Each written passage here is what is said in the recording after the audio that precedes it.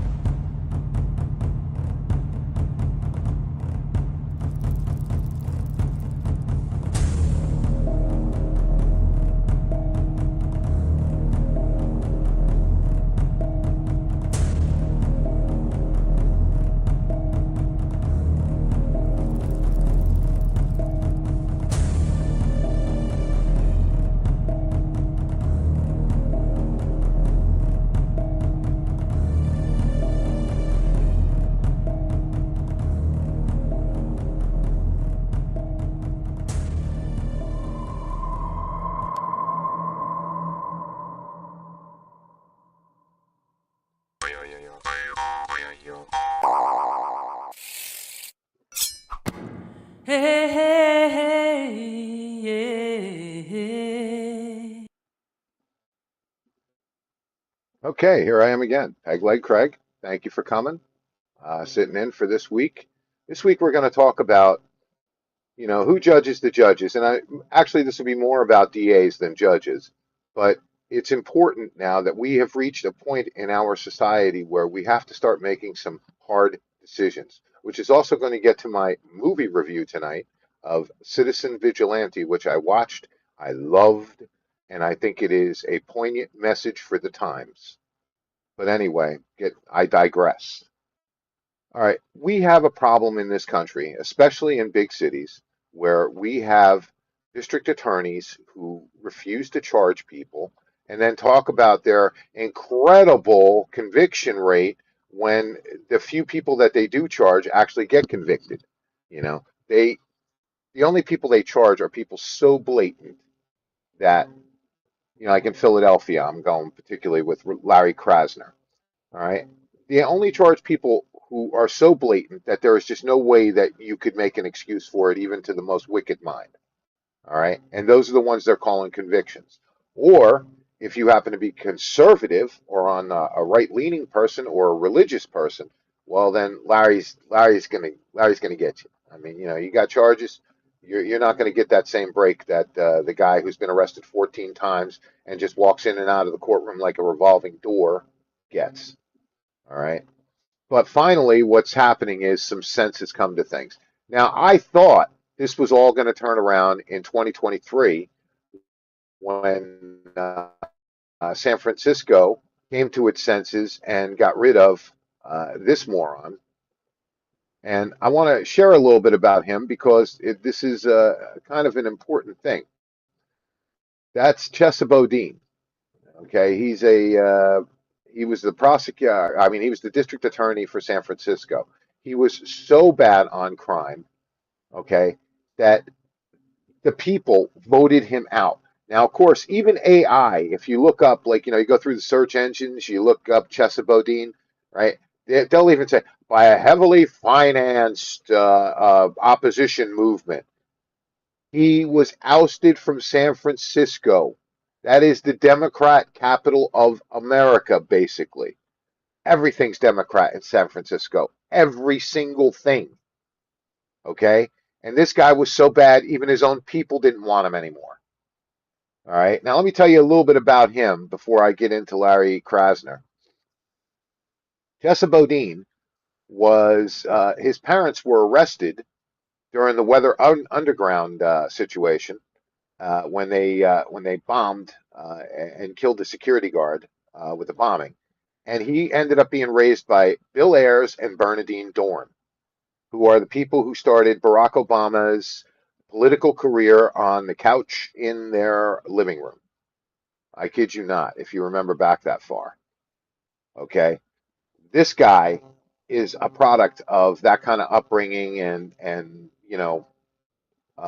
training and whatnot. And he was the prototype. And he was the guy who went just too far. And it was so far that even the people in San Francisco who can't decide what a woman is, all right, were able to decide that this guy was no good and got him the hell out. I mean, what does that tell you? First, it's a telling thing about Barack Obama and the people that he hangs out with, you know. And then secondly, it tells you that even the people of San Francisco have a line. And that's what I'm trying to find now. I want us to find that line because a lot of these prosecutors are getting away with this. This is why we don't have, you know, a decent prosecution going in Irina Zaratuskas case. Okay, this is why we're allowed to openly speculate wildly about things that have nothing to do with nothing in the Charlie Kirk case. All right, so this is why, because we're not holding prosecutors, judges, district attorneys accountable for their actions. We're just letting it go on saying, oh, well, eventually a Democrat will get in, or, oh, they're Democrats, they just deserve that. Well, no, they don't, because there are a lot of good people that live in that city, and there are a lot of people that are affected and harmed by the policies of people like Chesa Boudin and Larry Krasner, who we're going to get to now. Larry Krasner is, how do I say this? He's a district attorney in Philadelphia. Now, they've been trying to impeach this guy for like 3 years, and nothing's ever come of it because Pennsylvania Democrats can't get a groundswell. Our Pennsylvania Republicans, I'm sorry, can't get a groundswell for anything. So what we have now is a situation that got so bad in Pennsylvania with Larry Krasner that they have revoked his ability to to hear a wide appeals. Okay, PA Supreme Court rules AG, that means the state AG, has oversight over cases Philly DA wants to overturn. Okay, the Pennsylvania Supreme Court ruled Tuesday that the state's office Okay, I'm sorry. Philadelphia Supreme Court ruled Tuesday that the state's office attorney general will now have oversight over cases Philadelphia District Attorney Larry Krasner tries to overturn.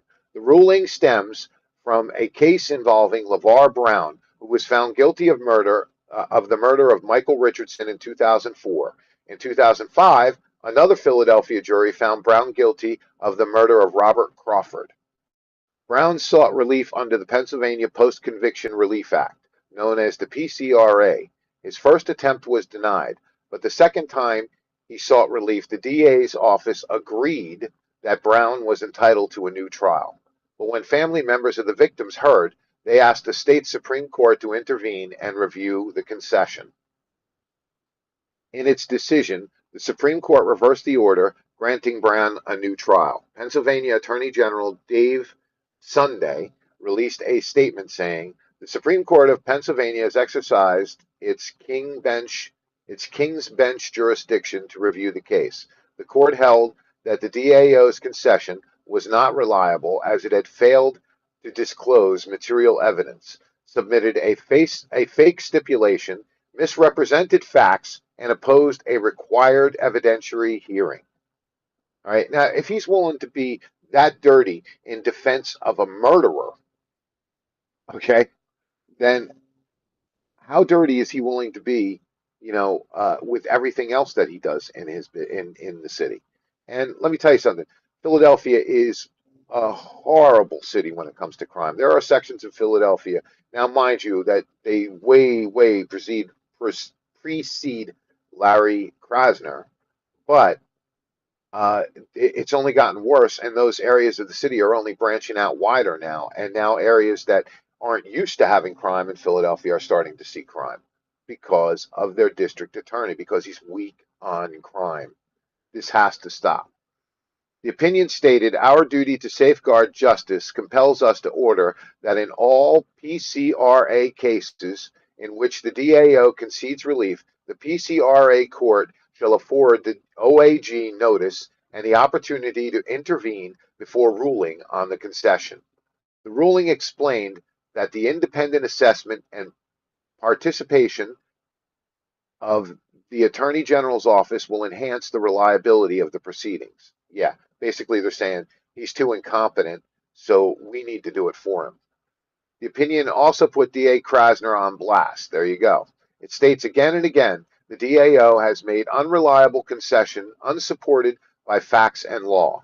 And when conceding relief, the DAO has repeatedly lacked candor to the court, misrepresented facts, failed to conduct adequate investigations, and inexplicably dodged necessary evidentiary hearings.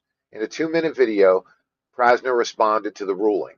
Obviously, if it doesn't help with freedom, if what you're doing is taking an office that historically, both officially in terms of its current personnel, stood against overturning convictions almost all the time, no, it doesn't help democracy. It doesn't help safety. It doesn't help freedom, Krasner said. The opinion also stated that since 2018, the district attorney's office has conceded relief at least 120 times, mostly in murder cases like Brown's. So they're trying to put murderers back out on the street.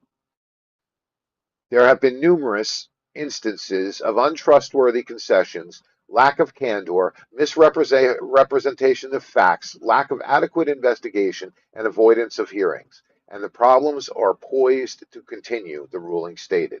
So basically, Pennsylvania Supreme Court found Larry Krasner's ability to navigate these type of trials so bad that they have decided that they have to have oversight over any one of these that he refers over for a retrial. Now, the idea behind this is that it's a law which gives a certain people who have exhausted a certain level of appeals the right to try and seek an appeal based on evidence that wasn't considered in their other appeal processes. In all the cases that they've tried to bring for appeal. So this gives it a special look, so to speak. And if you don't have good oversight over that, then what they're doing is they're rubber stamping murderers. This guy killed 2 different people, according to a court of law, not my saying. Okay, according to a court of law, he killed 2 different people, and they were willing to give him a hearing to overturn. And now, mind you, this is 20 years later. Okay, so in 20 years, how many witnesses die off, move away, don't want to be involved anymore, and so on and so on. So this is the kind of DA that Philadelphia has right now, and these are the kind of problems that he wants to unleash back onto the streets. Now, we as Americans have got to start standing up against this kind of thing because we're at a point now where, oh, by the way, this came from us from Channel 6 Action News, station I've watched since I was a child. I've always loved it, especially in the Jim Gardner days. Um, but anyway, that aside. So right now, Pennsylvania is up against it. Philadelphia is up against it because now what he'll do is he'll turn his focus on other areas. He came in there under the same reform that Chesa Boudin did in San Francisco, that he's going to reform criminal justice. And basically that means he's going to make it a revolving door for real felons with real records and violent arrest histories. And he's going to make it difficult for anyone who is the least bit right wing to even defend themselves in a situation. And to top all that off, he's going to, lessen crime by not prosecuting and not charging a lot of criminals for their crimes. And this is something that he has done since the beginning. And the people of Philadelphia don't have the sense of people in San Francisco to get rid of this guy because he's going to unleash a murderer. And I mean, look, everybody's seen Spider-Man, right? What's the one lesson we learned from Spider-Man? Because he didn't stop the bad guy when he had the chance, poor Uncle Ben, had to die. So it's the same thing here. These people are not stopping these felons before they get out there to you, your family, and everything else. And if you live in, let's say, okay, you live on the other side of, well, Camden's bad enough, but let's say you live in Camden County, one of the nicer areas. And these judges have revolving doors for these Philadelphia offenders. You don't think that somebody from Philly can make it out to, Camden County to go do some crime? they're close to you, they're your neighbor. Even if you don't live in the district where these things are occurring, it could still spill out to you because eventually they seek new places to do their dirt. All right, because that's their life and their lifestyle. And you have, DAs like Larry Krasner who will do anything to let these people have that kind of lifestyle. And you know what they're looking for, right? This is a Democrat plan. This like goes back to, Cloward and Piven even. All right.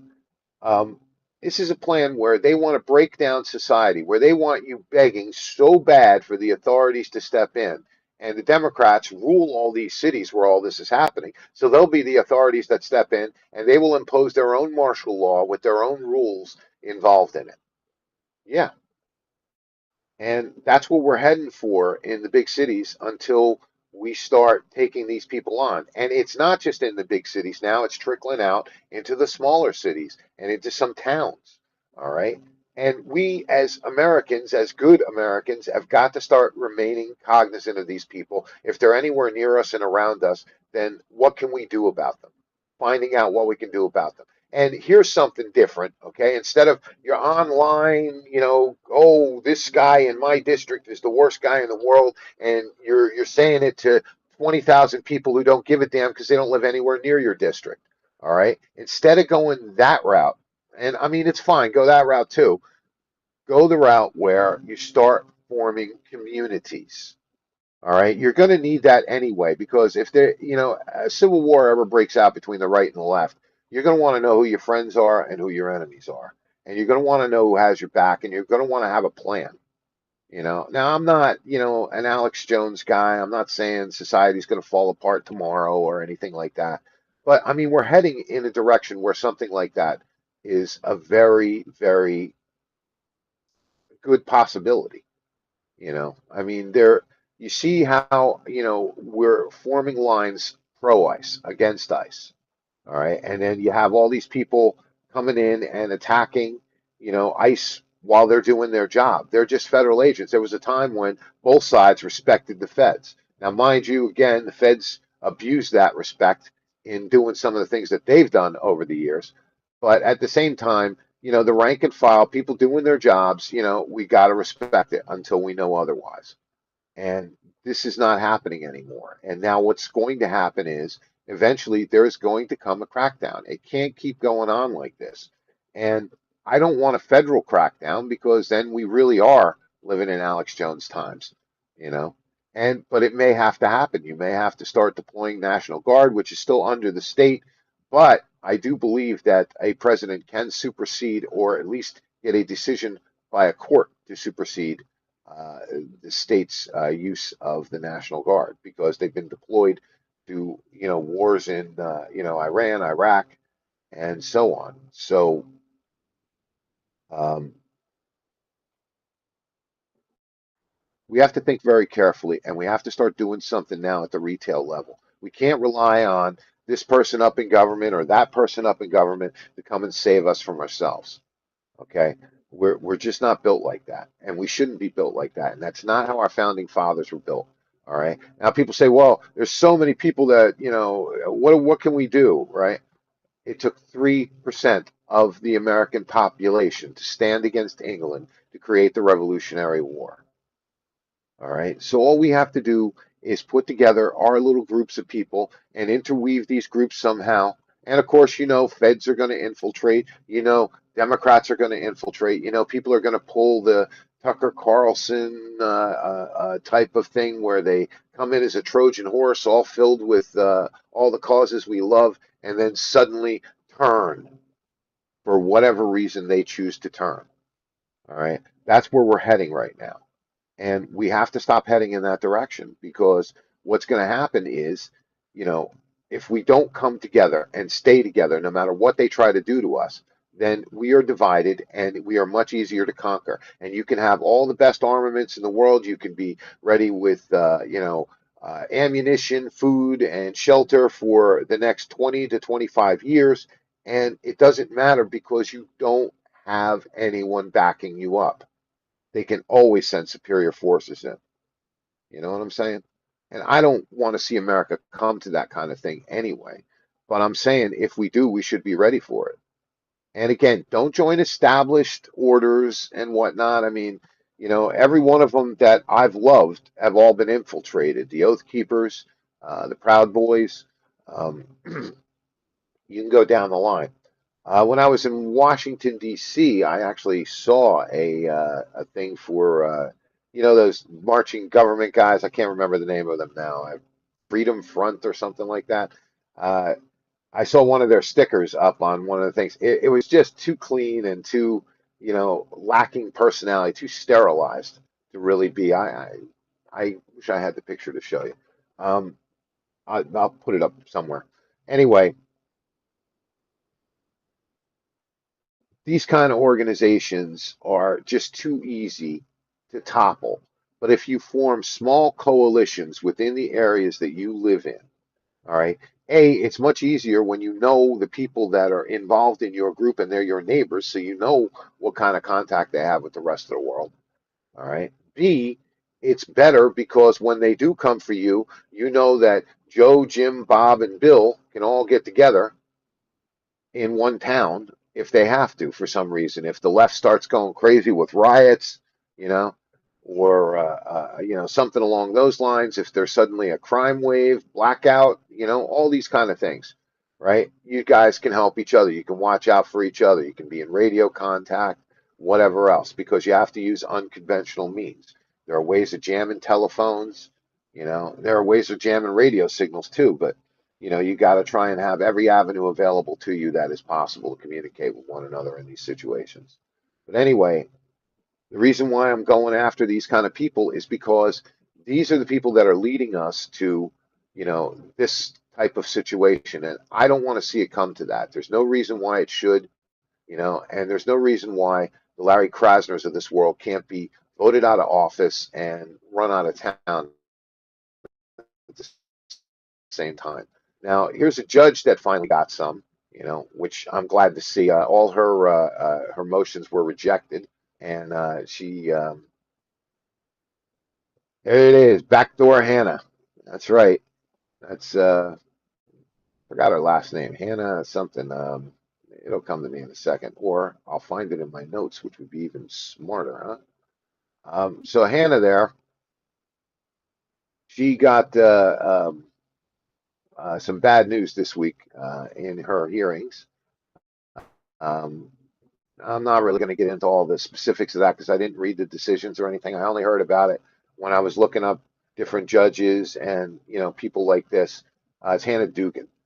Um, so she's, by the way, Wisconsin Circuit Court judge for Milwaukee County from 2016 until 2026, when she had to resign because she was guilty of helping an illegal alien who had physically beaten people, mind you, physically beaten people. She's accused of letting him, helping him out the back door and distracting ICE agents who were there to serve a federal warrant.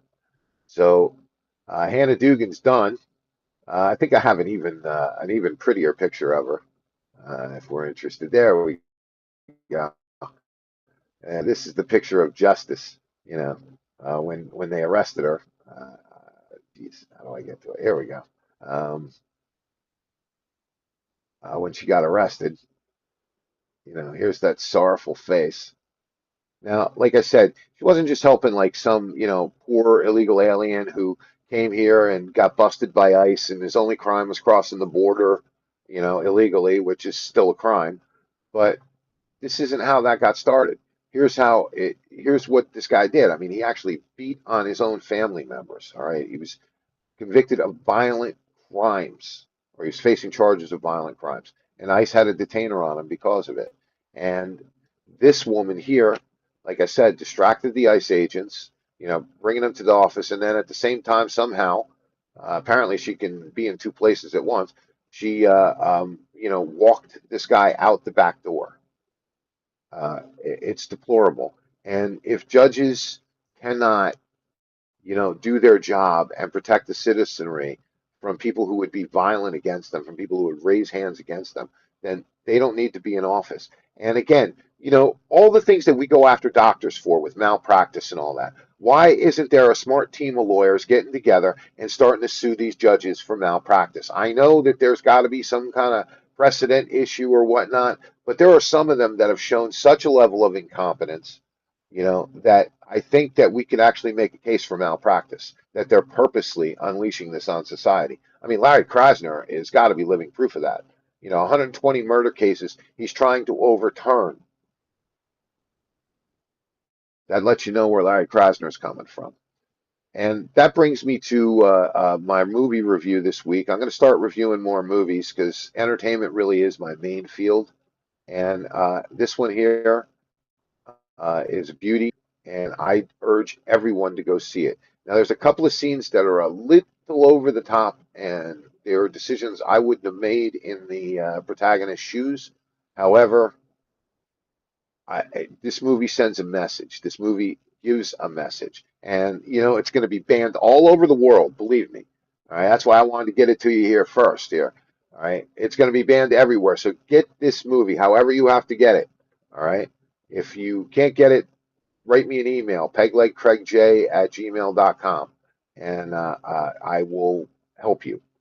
Anyway, Citizen Vigilante stars Arnie Hammer, and it has Constance Malinor, one of my favorites. They're twin brothers. They're Constance Malinor and I think it's Louis Malinor.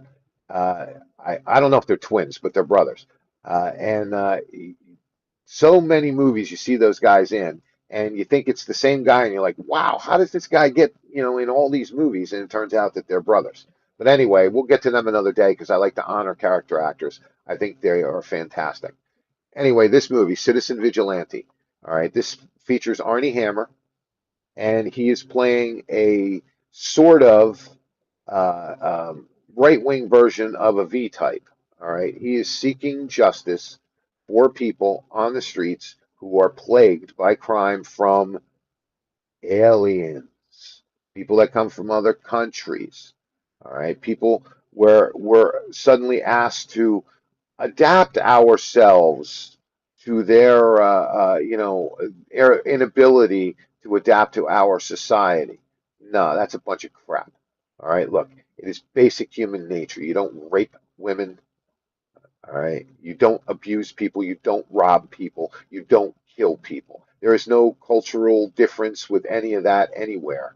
All right, that is a cultural norm anywhere that you go. And people who do it are bad people. We don't make excuses for them. We don't just set them back free so that they can do it again. All right. But again, this movie here, I think that he had to make it the way that he made it because you have to have the absolute extremist shown. And he goes after gangs that have committed, horrible crimes on people in, I believe it's the one of the Czech Republic. I may be wrong. It could be Serbia. I don't know what country it's actually taken place in. It's sort of nondescript, but it's definitely an Eastern European country. Um, and what's happening is these, people are coming into the country and they're just doing what they want, and they act like they're the victim if we call them out on doing what they want. We're culturally insensitive. Well, kiss my culturally insensitive rear end because none of that stuff, harming anyone, all right, is acceptable. It is not a cultural norm where you come from because where you come from, you can be arrested for it too. There's a reason why you fled where you were because that kind of violence exists. You didn't want to get killed yourself. You didn't want to get molested yourself. You didn't want any of the things that you're inflicting upon other people to happen to yourself. So presumably you became a refugee. All right. And yet you want to come here and you want to inflict that on the people who gave you refuge. I don't know about you, but in my world, that's called ingratitude. So, maybe we need to start standing up to some of this ingratitude here, and getting together. I notice in England now, finally Rupert Lowe is getting some traction. We're learning that Nigel Farage is basically he's the watered down, controlled opposition. All right. I'm sorry. I know a lot of people love Nigel Farage out there, but that's what he is. All right, because as soon as he starts getting to near the levers of power, he automatically starts backing off of all of his strongest positions. All right. In the meantime, you got Rupert Lowe, who will not back off for anything, and who is not afraid to say the words that everyone else is afraid to say, who is not afraid to say it is not cultural enrichment, but an inflicting of torment upon the people of England. And we need people in America to stand up just the same way in communities where it is absolutely necessary. Like, I think this problem is growing exponentially in Texas. All right. People have got to start getting on their game over there and figuring out how you're going to deal with this. But anyway, Arnie Hammer plays a vigilante who, he does a couple of things in this movie that I don't really understand the writer's vision of. I thought maybe he did them because he had to make the guy an over-the-top fanatic in order to get financing to get the film made, but I found out it was pretty much Arnie's money. So now I think that he's showing this gentleman here, this nondescript gentleman, basically, here as the most extreme version of it. And again, I don't want to give any spoilers away because this is a brand new movie and it's going to be very hard to see. All right, but um, he does stuff in this movie that, even though I support his vigilante work, I don't support, you know, how he handled things because a couple of things he did made him no better than, who he's after. And, you know, I just, that I couldn't see. But at the same time, I think the movie and its message are important and it's time now to listen to this message because what's happening is your society, your culture, everything that you have known and believed in since you were a child is eroding fast. And you have all kinds of ways that it is being eroded through AI.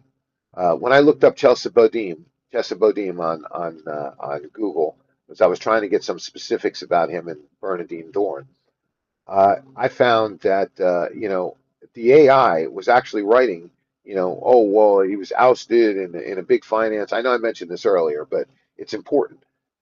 He was ousted in a highly financed. They don't tell you that his attempt to stay in office was also high finance too. It may have been outspent by the people who were against it, but it wasn't out of state money.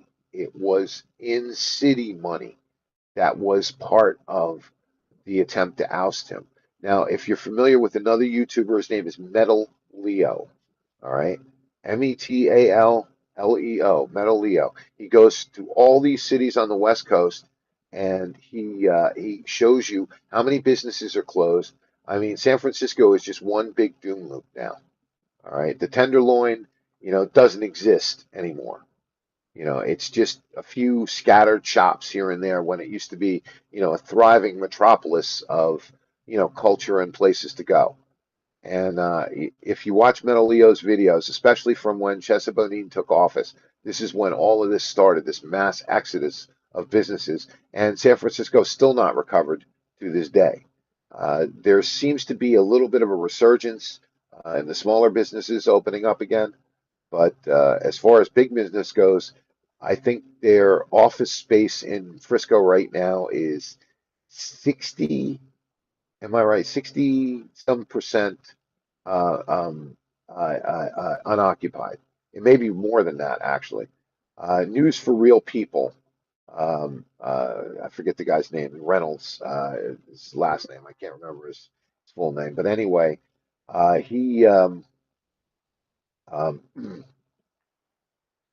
uh, goes through how bad the office and real estate situation is in San Francisco. All right. So I'm sorry, I'm drawing a blank on his name, but it's News for Real People YouTube channel. Uh, he's fantastic. He's very good at what he does. All these cities are starting to crumble and fall apart, and that's when the takeover is going to begin. And if we don't stop it, and again, I'm not saying that you have to do what this guy does in this movie. I certainly hope most of you don't. All of you don't. But at the same time, maybe we have to kind of step up our game a little bit. And I think that's what the wake up call is. It's not so much about, you know, this guy and that guy stepping up with guns and whatnot.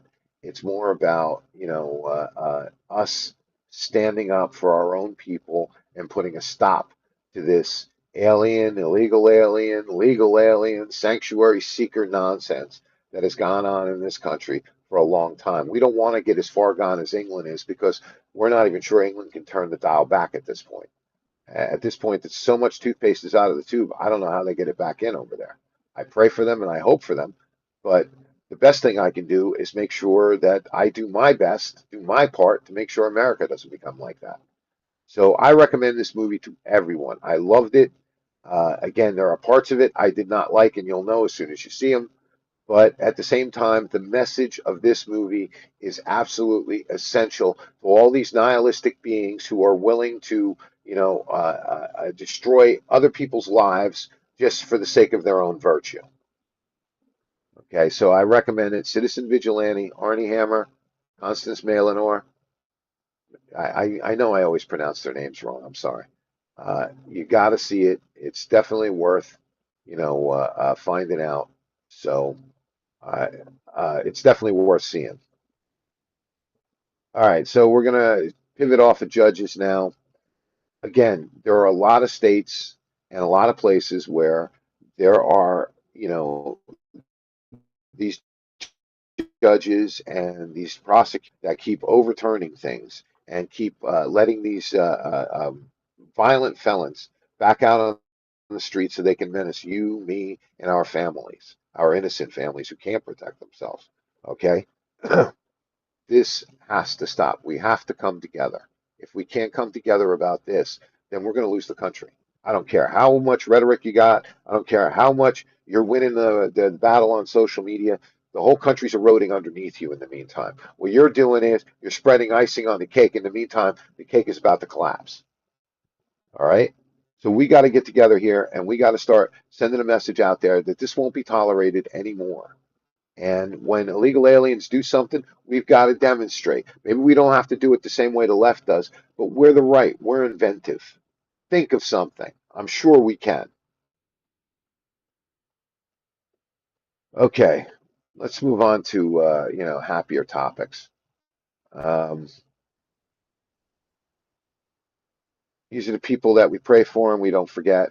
Tina Peters, yes, she is freed from a Colorado prison, and she's back out there on the street, and she's still trying to push her case. Now that she is free, I would like to push for her to be exonerated on these trumped up charges, if you'll pardon the pun, that they used against her. She was innocent the whole time, and you know, Jenna Griswold is the one they should be looking at, in my opinion.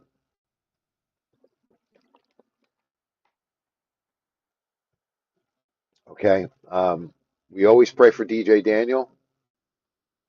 I did not make any effort to reach out to his family or to his father this week, but I'll get back to that soon. If somebody has an inroad that I can use, I would love to interview his father. I think that he's a very interesting man, a very courageous man, and I think that he has some plans that could help Texas. And I was just talking about Texas. They're in crisis. They need them. Um, I want us to stay vigilant on this Arena Zaratustra thing now because what's happening is that at least I'm staying vigilant. I'm not a leader or anything. I'm just saying stay vigilant about this because now he's been found incompetent. Her killer has been found incompetent by a federal um, psychiatrist and a state psychiatrist. What's going to happen with this guy? Let's start asking some questions. Let's find out what's going on. I know that there's a certain period of time that they have to restore him to competency, but if they can't, what are they going to do with him? I don't really understand. The man killed this woman in cold blood. It's there on video. What else is there to really consider? Okay, so he's a little bit nutty. All right, so put him in a segregated population in prison where he'll be safe. You know, send them to a detainerized facility for the mentally ill. You know, it's not hard, and he should have some kind of sentence with that because he stole her from the world for, forever. So, I don't know what we're trying to consider here. Anyway, and I'm told Andrew Wolf is doing quite well. He's holding up, and I just want us to keep praying for him, and that he makes a full recovery, and praying for his family, all the things that they had to go through. Okay, I'm not sure, but I plan on doing some kind of a move in the next week or two. So we'll see what happens with the future shows. But I wanted to tell everybody at one time, and I just realized I didn't tell my producer, and I feel bad. She should They should have known first. Uh, yeah, I know, I already gave that part away. But I tested this week, and I am cancer free. So God saw fit that I should beat cancer this time around, and He helped me, and your prayers, of course. You know, I'm thankful for everyone who prayed for me here, and the people who prayed for me on social media, the prayer groups that I'm a part of. I thank you all very much. Yeah, right now I'm bladder cancer free. I'm going into a maintenance program, and it all looks good. I'm going to do something on bladder cancer and what I did with that because thus far this year, I've been able to beat COPD. I've been able to beat bladder cancer. And by the way, this is all from God. Okay. God allowed it. All right. So none of the things that I do matter if God doesn't allow it. I beat COPD, and I've beaten a high blood pressure.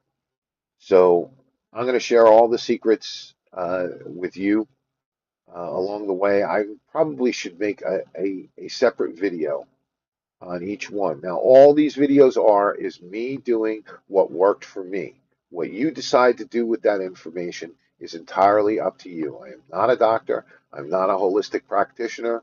Okay. I don't know anything, beyond what I learned from reading and studying others' work. All right. But what I tend to do is I don't tend to just take one or the other. I use a combination of those things. I don't just use one thing, I add in other things. And some of the stuff I know from old books, and also there's a wonderful book that my girlfriend gave me that has some pretty good home cures for things. So I'm going to share all that with you because I don't want anybody to suffer with bladder cancer the way that I did. I don't want anybody to, suffer with COPD the way that I did. And I certainly don't want anybody suffering with high blood pressure because that one is a scary one because, that could turn into a heart attack just like that. And we have to take care of ourselves and we have to maintain and we have to get strong. We have to stay strong. I mean, I let myself go during all this because I really wasn't able to exercise as much as I would like to. A little bit, I kept myself going, but now I got to get back into hardcore in the gym and really working out.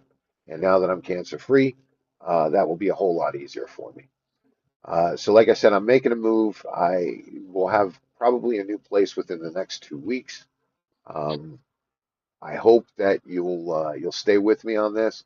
I want to thank the couple of people who dropped a little something in the bucket to help me out because it is very difficult for me with what I make per month to try and arrange a move. But there we have it. So, if you can help out the show, I would appreciate it. I haven't paid my producer in a very long time. I would like to give her a little something. She's been a big help. And if you have show ideas or whatnot, please share them with me on social media. All my social media is below there. And PegLegCraigJ at gmail.com if you want to, talk to me offline, and we can arrange other protocols to talk in. All right. I want to thank everybody. I want to give you all my love, and I appreciate you spending what time you do with me. And I know that I'm still kind of stammering and everything. Well, I'm not sure of what I'm doing yet. I'm trying to get everything set up, so that I can get to a more comfortable place and I can do this show more comfortably and put the time into it that I would really like to put into it. Anyway, thank you. I love you all. Pray for me. I'm praying for you. Let's pray for America. Let's pray for these communities affected. And let's pray for those people over in England, for heaven's sake, who are, getting the worst of it, England and Ireland right now. All right. Anyway, good night, America. Love you all.